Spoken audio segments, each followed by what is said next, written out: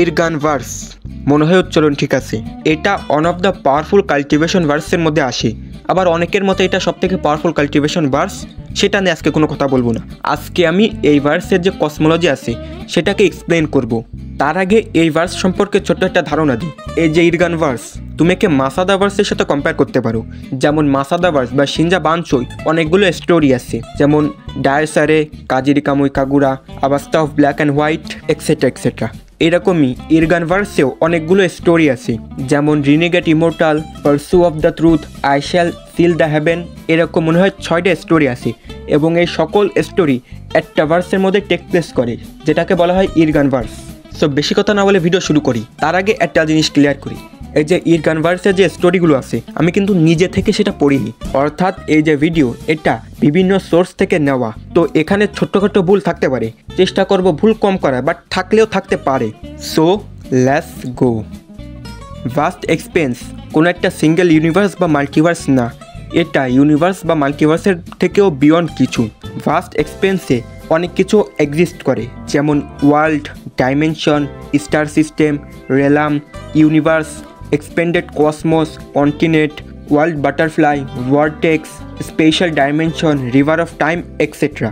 এক এক করে সকল কিছুকে এক্সপ্লেন করতেছি। তো প্রথমে যেই ভাস্ট এক্সপেন্স আছে, এখানে এন্ডলেস ডাস্ট এক্সিস্ট করে এবং এই এন্ডলেস ডাস্টের ইচ পার্টিকেল এন্টায়ার ওয়ার্ল্ড বা কেভকে কন্টেন করে। কেভ সম্পর্কে আমি একটু পরে বলতেছি। প্রথমে বলি স্টার সিস্টেম নিয়ে। স্টার সিস্টেম বেসিক্যালি হচ্ছে একটা তারা বা একটা বড় তারা, আর যে স্টার ফিল্ড আছে এটা একটা লার্জ কসমিক রিজন যেখানে অসংখ্য স্টার, প্ল্যানেট এবং সোলার সিস্টেম থাকে। মানে তুমি একে সিম্পলি গ্যালাক্সি বলতে পারো, বাট কাল্টিভেশন থিমে এটা একটা ব্যাটেল গ্রাউন্ড, রিসোর্স জোন বা স্পিরিচুয়াল টেরিটরি। এরপরে আছে স্টার ডোমেন, এটা মাল্টিপাল স্টার ফিল্ডকে কন্টেন করে, এটাকে তুমি সিম্পলি গ্যালাক্সি ক্লাস্টার বলতে পারো।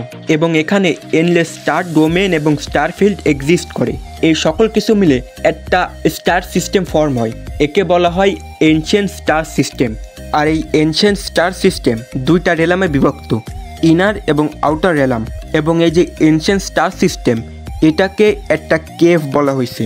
এবার কেভ জিনিসটাকে এক্সপ্লেন করি। কেভ বলতে কিন্তু মাইনক্রাফটের যে কেভ আছে বা গুহা, এগুলো বোঝানো হয়নি। এই যে কেভ যে জিনিসটা এটা অনেক ক্ষেত্রে ব্যবহার করা হয়েছে, যেমন কাল্টিভেশন কেভ, এটা একটা স্মল স্পেস যেখানে মানুষ কাল্টিভেশন করে। মেজর কেভ হেভেন, এটা একটা লার্জ ডাইমেনশন। হার্ট কেভ, এটা সম্ভবত কোনো ইনার কনসিয়াসনেস বা এরকম কিছু একটা। সিল্ড কেভ, এটা একটা এন্টায়ার ইউনিভার্স বা রেলাম যেটা কোনো টুল, আর্টিফ্যাক্ট বা কোনো কিছুর মধ্যে সিল বা লক করা আছে। এরকম এন্ডলেস কেভ আছে এই ভাস্ট এক্সপেন্সে। এরপর আছে দ্য আস্ট্রাল ইমোর্টাল কন্টিনেন্ট। এই যে কন্টিনেন্টগুলো, এগুলো কিন্তু আমাদের এশিয়া ইউরোপের মতন কোনো কন্টিনেন্ট না, এগুলো অনেক বড় কিছু। যেমন আস্টার ইমোর্টাল কন্টিনেন্টের মধ্যে কাউন্টলেস কেভ এক্সিস্ট করে এবং বলা হয়েছে এটা কাউন্টলেস ইনার এবং আউটার রেলামের সমান। আর এই ভাস্ট এক্সপেন্সে এরকম অনেক ছোট বড় কন্টিনেন্ট আছে। তো সিম্পলি যদি বলি, স্টার ডোমেন একটা গ্যালাক্সি ক্লাস্টারের মতন বড়, আর এনশিয়েন্ট স্টার সিস্টেম একটা স্মল ইউনিভার্স সাইজের হবে। আর কেভ অনেক প্রকার হয়, তার মধ্যে কিছু কেভ হয় ছোট, আবার কিছু কেভ হয় স্মল ইউনিভার্স সাইজে। আর আস্টার ইমোর্টাল কন্টিনেন্টে কাউন্টলেস কেভ এক্সিস্ট করে এবং এর সাইজ কাউন্টলেস ইনার এবং আউটার রেলামের সমান। মানে এই কন্টিনেন্টকে সাইজ একটা ইউনিভার্সের সমান বলা যায়। এরপর আছে ট্রু ওয়ার্ল্ড, এটা একটা বাউন্ডলেস এবং লিমিটলেস ইউনিভার্স। এই ইউনিভার্সগুলোর মধ্যে হান্ড্রেডস অফ বাবল এক্সিস্ট করে and that are their own dimensions. True ওয়ার্ল্ডের মধ্যে অনেকগুলো প্লেস আছে, যার মধ্যে একটা হচ্ছে ডেথ ইং রিজন। এই রিজন এন্ডলেস ওয়ার্ল্ড এবং কাউন্টলেস ডাইমেনশনকে কন্টেন করে। এরপর আছে দ্য ব্যারেন ল্যান্ড। ব্যারেন ল্যান্ডকে ট্রু ওয়ার্ল্ডের সাথে কম্পেয়ার করা হয় এবং it is referred an universe one without end. এরকম 9টা ট্রু ওয়ার্ল্ড, 3টা এনশিয়েন্ট কিংডম এবং ব্যারল্যান্ড মিলে তৈরি হয় এক্সপেন্সেস কসমোস। এবং এখানে 180টা ডার্ক ডাউন এক্সপেন্স কসমোস, 180টা স্যান্ড ডিফায়ার এক্সপেন্স কসমোস মিলে মোট 360টা এক্সপেন্স কসমোস এক্সিস্ট করে, যাদের কাছে নিজেদের ওন স্পেস টাইম কন্টিনিয়াম আছে এবং এই সকল এক্সপেন্সেস কসমোসের ওন টাইমলাইন আছে। এই যতগুলো এক্সপেন্সেস কসমোস আছে এই সকল কিছু ওয়ার্ল্ড বাটারফ্লাইয়ের একটা উইং বা ডানা। মানে এই ওয়ার্ল্ড বাটারফ্লাই সাইজের দিক থেকে মাল্টিভার্সের চেয়ে ছোটো না, এবং ভ্যাস্ট এক্সপেন্সে মাল্টিপল ওয়ার্ল্ড বাটারফ্লাই আছে। এরপর আছে ভর্টিক্স, এটা পকেট স্পেস টাইপের কিছু একটা, বাট এটা অনেক বড়। এটা এতই বড় যে এটা ওয়ার্ল্ড বাটারফ্লাইকে কন্টেন করতে পারে, ইভেন এটা ওয়ার্ল্ড বাটারফ্লাইকে ডিস্ট্রয় করতে পারে। এটা ইমোর্টাল গড কন্টিনেন্টকে কন্টেন করে, যেই ইমোর্টাল গড কন্টিনেন্টকে আমাদের নর্মাল স্পেস টাইম কন্টিনিয়ামের থেকে 1 মিলিয়ন গুণ বড় বলা হয়েছে। এই কন্টিনেন্টে 72টা ডোমেন আছে এবং এই সকল ডোমেনের ট্রু ফর্ম হচ্ছে একটা গোল্ডেন জায়েন্ট যাদের নিজেদের মধ্যে 8000 ইউনিভার্স আছে এবং এই ভ্যাস্ট এক্সপেন্সে অসংখ্য ভর্টেক্স এক্সিস্ট করে। আর আমি এতক্ষণ যা বললাম এই সকল কিছু ভাস্ট এক্সপেন্স নিজের মধ্যে কন্টেন করে। এটাকে ইমেজারেবল এবং এন্ডলেস বলা হয়েছে এবং মেংহাউ এটা কনফার্ম করে যে এটা ইনফিনিট। এরপর আছে রিভার অফ টাইম, এটা পুরো ভ্যাস্ট এক্সপেন্সের entire flow of time. River of time supersedes and encompass the entire vast expanse by freezing the entire flow of time. এটা সকল কিছুকে ফ্রিজ করে দেয়, ইনক্লুডিং লিভিং বিংস। আর যখন এই রিভার অফ টাইমের যে টাইম ফ্লো আবার চালু হয়, সকল কিছু আবার নর্মাল হয়ে যায়। সিম্পলি রিভার অফ টাইম পুরো ভ্যাস্ট এক্সপেন্সের টাইম ফ্লোকে কন্ট্রোল করে। এরপর আমাদের কাছে আছে স্পেশাল ডাইমেনশন। মেংহাউ যখন ওয়ার্ল্ড এসেন্সকে অবজার্ভ করে তখন তার 8 ডিমন সিলিং হেক্স এবং body mind hex completion reach করে। আর ওয়ার্ল্ড এসেন্স এবং দাও এসেন্স একই জিনিস না, আর এখানে হ্যাক্স না HEX বলা হয়েছে। সো সে ওয়ার্ল্ড এসেন্সকে অবজার্ভ করার পর সে এই পুরো ওয়ার্ল্ডকে একটা ফান্ডামেন্টাল লেভেলে দেখতে পায়। সে ইলাইটমেন্ট পায় এবং কন্ট্রোল পায় ওভার এসেন্স অফ স্পেস, এবং সে সেখানে কাউন্টলেস স্পেশাল ডাইমেনশনকে দেখতে পায় যা মিলে পুরো ভাস্ট এক্সপেন্সের স্পেসকে তৈরি করেছিল। আর এগুলোকে সে অ্যাজ আ ইনভিজিবল থ্রেড আকারে ডিসক্রাইব করে। এই থ্রেডগুলো হচ্ছে নন ট্রিভিয়াল স্পেশাল ডাইমেনশন যেটা এন্টায়ার ভাস্ট এক্সপেন্সে ছড়িয়ে আছে। এটা এতই বড় যে এটাকে লিমিটলেস দেখায় ইন স্কোপ এবং দৈর্ঘ্য, প্রস্থ ও উচ্চতা। Only made up a portion of hot space exist. মেনহাউ immaculate manifestation of the spatial dimension and say 2D সার্কেলকে 3D স্পেয়ারে পরিণত করে এবং সে এই জিনিসটাকে আবারও লিমিটলেস বলে। সো এটা শিওর যে এইগুলো হচ্ছে একটা non trivial large special dimension. এরপর আমাদের কাছে আছে একটা ইম্পর্টেন্ট জিনিস যেটা হচ্ছে Dao essence. It is the foundation and source of all creation. এই যে এসেন্স এটা একটা অ্যাবস্ট্রাক্ট, ইনভিজিবল, ইনটেনজিবল এবং formless as well as more fundamental than the laws of the reality themself. এটা এমন কিছুকে রিফার করে যেটা লস অফ রিয়ালিটিকে ট্রান্সেন্ড করে। মেংহাউকে যখন দাওয়ের মিনিং সম্পর্কে বলা হয় তখন সে ভাবতে বাধ্য হয় যে এই ন্যাচারাল ফিনোমিনা কেন ঘটে, কেন ইউনিভার্স এরকম, এর কারণ এবং the reason of all phenomena in the setting is দাও। দাও অনেক বড় এবং boundless. The underlying principal of all existence and reason of all things is essence. যখন বাই জিয়াশুন, উচ্চারণ ভুল হলে ক্ষমা করে দাও, যখন বাই জিয়াশুন ফাইনালি এই এসেন্সের ট্রু মিনিংকে কম্প্রিহেন্ড করতে পারে তখন সে এই এসেন্সের ট্রু মিনিংকে ডিসক্রাইব করে। এসেন্স হচ্ছে a spatial and a temporal, but এটা সকল স্পেস টাইমকে কন্টেন করে। It has no time but it contain all time.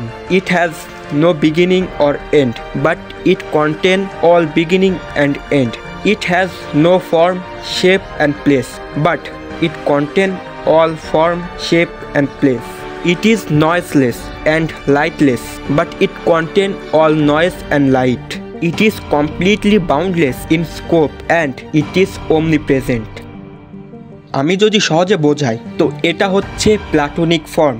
Yes, essence হলো the settings way to referring to the platonic form, কারণ এর সব ডিসক্রিপশন এর সাথে কমপ্লিটলি মিলে যায়। আর স্পেশাল ডাইমেনশন যেটা দ্বারা পুরো ভাস্ট এক্সপেন্সের স্পেস তৈরি হয়েছে সেটা একটা non trivial extra large dimension এবং এখানে ইনফাইনাইট নাম্বার অফ এই ডাইমেনশন আছে। As the essence of speech is the source of the infinite dimensional space on a conceptual level. So এই যে এসেন্স এটাকে অ্যাটলিস্ট আউটভার্সাল বলা যায়। এরপর আমাদের কাছে আসছে ট্রু ইউনিভার্স। আমি এতক্ষণ যা এক্সপ্লেন করলাম মানে এই যে ইন্টায়ার ভাস্ট এক্সপেন্স এটা ট্রু ইউনিভার্সের মধ্যে শুধুমাত্র একটা সিড। ভাস্ট এক্সপেন্সের বিয়ন্ড হচ্ছে আমাদের ট্রু ইউনিভার্স। এটা ট্রুলি ইনফিনিট এবং ভাস্ট এক্সপেন্স এই ইনফানাইট ইউনিভার্সের মধ্যে শুধুমাত্র একটা সিড। আর এই ইউনিভার্সকে মাল্টিপল টাইম ইনফিনিট বলা হয়েছে, যার মধ্যে ভাস্ট এক্সপেন্সের মতো কাউন্টলেস সিড আছে। এরও অ্যাবভ আমাদের কাছে আছে the river of space and time. Acting on the scale of the universe is the river of space and time. এটা সকল কিছুকে কন্টেন্ট করে and connected to all being within it. এটা অল অফ ক্রিয়েশনকে cover করে from the perspective of a being who traveled the universe and even including the 9 great Tao domain। মানে এই ভার্সকে যে বলা হয় one of the powerful cultivation verse, এটা মোটেও মিথ্যা কথা না। এই verse one of the powerful ভার্সের মধ্যে আসে এবং এই ভার্সকে তুমি টপ টিয়ার যে এনিমির ভার্স আছে তাদের সাথে তুমি কম্পেয়ার করতে পারো। আমাদের যে থার্ড স্টেপ কাল্টিভেটর আছে তারা অ্যাটলিস্ট ওয়ান দাও এসেন্সকে মাস্টার করে এবং তাদের কাছে অলরেডি কনসেপচুয়াল ম্যানিপুলেশন টাইপ 1 আছে। আর আমাদের যে ফোর্থ স্টেপ কাল্টিভেটর তাদের সম্ভবত ট্রান্সেন্ডেড বলা হয়। এরা ইজিলি এই এসেন্সকে চালাতে পারে এবং থার্ড স্টেপের কাল্টিভেটররা তাদের এক্সিস্টেন্সকে আন্ডারস্ট্যান্ড বা কম্প্রিহেন্ড করতে পারে না। তাদের কাছেও কনসেপচুয়াল ম্যানিপুলেশন আছে এবং তারা দাও, ল, এসেন্স কনসেপ্টগুলোকে ম্যানিপুলেট এবং ক্রিয়েট করতে পারে। এই essence themselves all space time life death yin yang সকল কিছুকে ট্রান্সেন্ড করে। ট্রান্সেন্ডেড কাল্টিভেটরের কাছে নিজেদের ওন দাও সোর্স থাকে যেটা সকল গ্রেট দাওয়ের বিয়ন্ড। এছাড়া এখানে যত দাও আছে স্পেস টাইম, ইং ইয়াং, এক্সিস্টেন্স, নন এক্সিস্টেন্স, এই সকল দাওয়ের বিয়ন্ড হচ্ছে এই তাদের দাও সোর্স।